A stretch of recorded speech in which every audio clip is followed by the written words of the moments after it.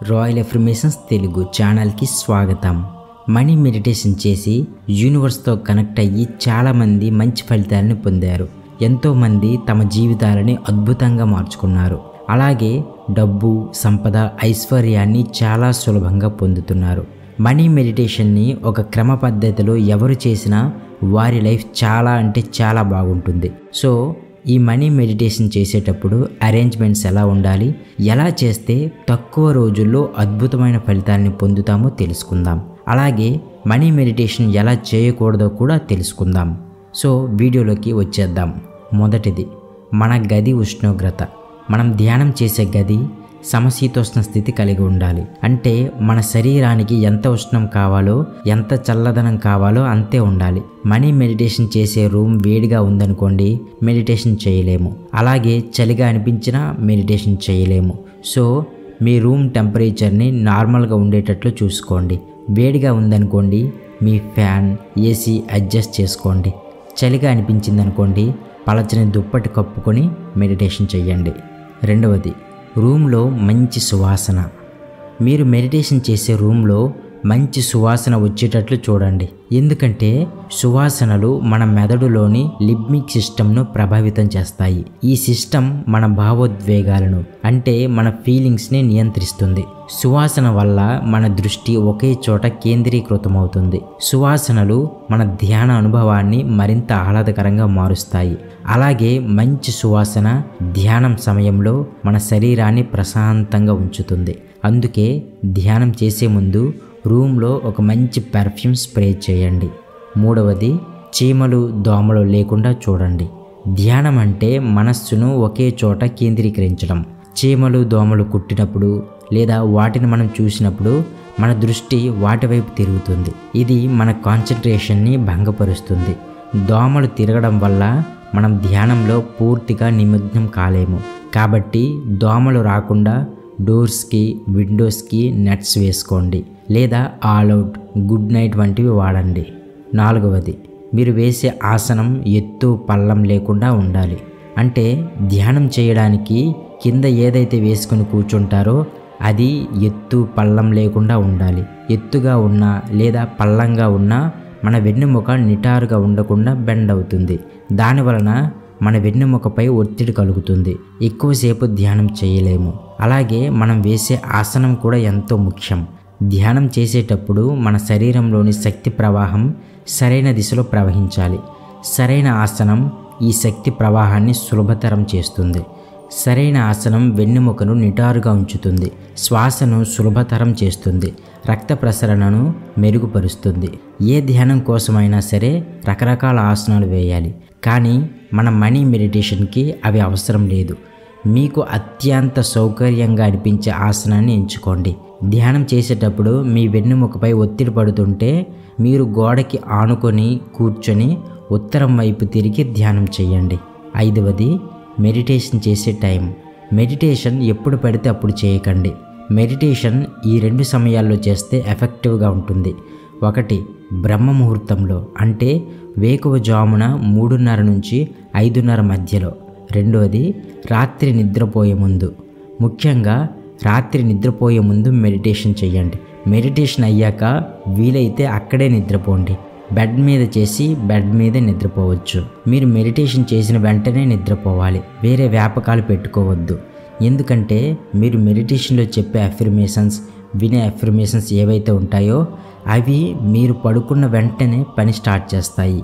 ఇది చాలామందికి తెలియదు.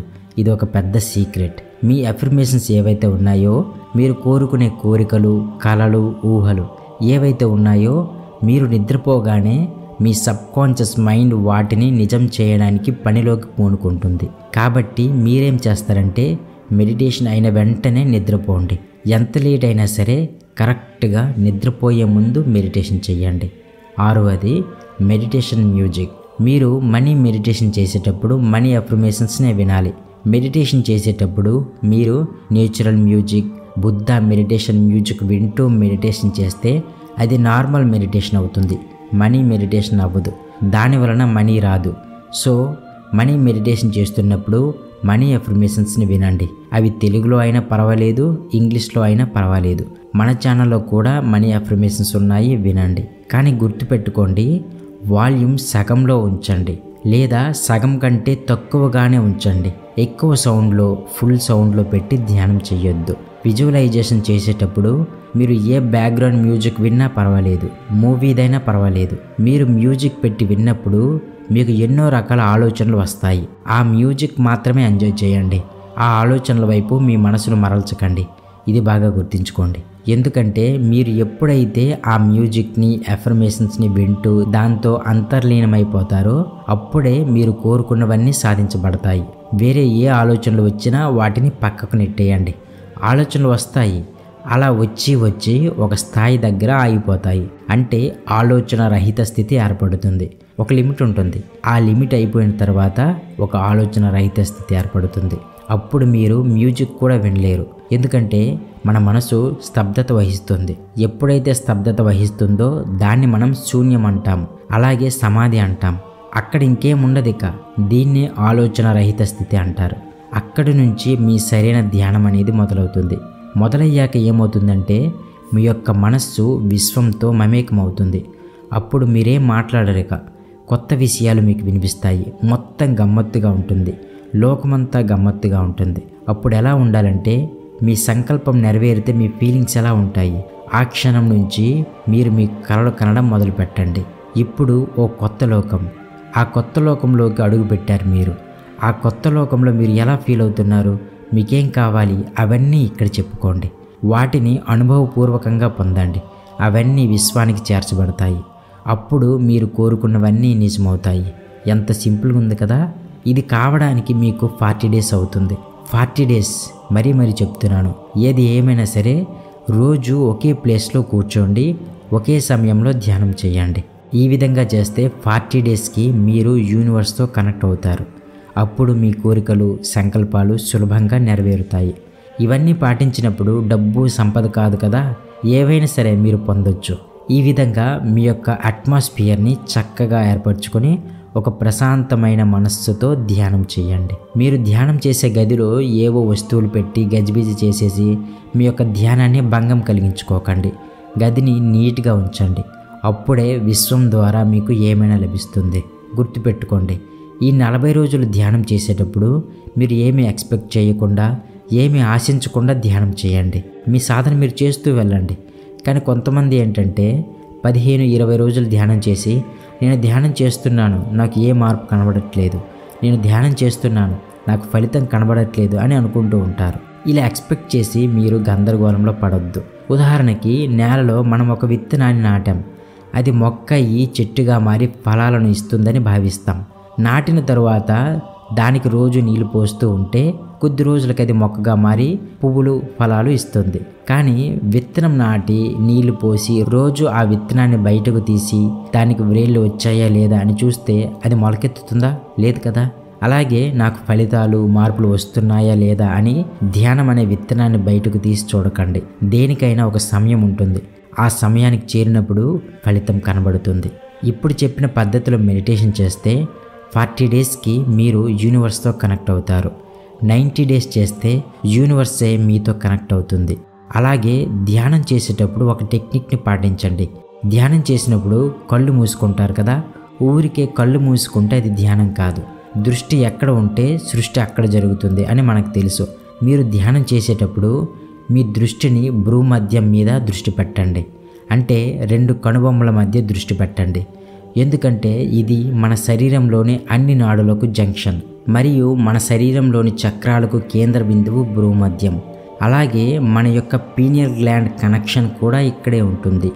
దీన్నే థర్డ్ ఐ అంటారు. కాబట్టి ధ్యానంలో దీని మీద దృష్టి పెట్టడం వలన మీ 3వ కన్ను తెరవబడుతుంది, మీకు అంతర్దృష్టి కలుగుతుంది. ఇప్పటి వరకు మనం ధ్యానం ఎలా చేయాలో తెలుసుకున్నాం. అయితే ధ్యానం ఎలా చేస్తే అసలు ఫలితం ఉండదో ఇప్పుడు చూద్దాం. మీరు మెడిటేషన్ చేసి YouTube shorts, Instagram shorts, reels, news వంటివి చూస్తే ఫలితం ఉండదు. ఇవి చూస్తే ఎక్కడా లేని చెత్త అంతా మన బుర్రలో నిండిపోతుంది. మీ మేనిఫెస్టేషన్ స్లో అయిపోతుంది. కాబట్టి మరీ చెప్తున్నాను, మెడిటేషన్ చేసేవారు, అఫర్మేషన్స్ చేసేవారు మంచి ఫలితాలను పొందాలంటే షార్ట్స్, రీల్స్ అసలు చూడకండి. ఎల్లప్పుడూ డబ్బు మీద, సంపద మీద, మీరు చెప్పుకునే అఫర్మేషన్ మీద మీ ధ్యాసని నిలపండి. అప్పుడే యూనివర్స్ కనెక్ట్ అయ్యి మీ సంకల్పాలు, కోరికలను నెరవేరుస్తుంది. ఈ విధంగా మనీ మెడిటేషన్ చేసి మంచి ఫలితాలను పొంది మీ జీవితాన్ని ఉన్నతంగా మార్చుకుంటారని మనస్ఫూర్తిగా కోరుకుంటున్నాను. Thank you. ఈ వీడియో మీకు నచ్చితే లైక్ చేయండి, అవసరం ఉన్న వారికి తప్పకుండా షేర్ చేయండి. ఇంకా మా ఛానల్ని సబ్స్క్రైబ్ చేసి బెల్ ఐకాన్ క్లిక్ చేయండి. Thank you so much. Thank you universe.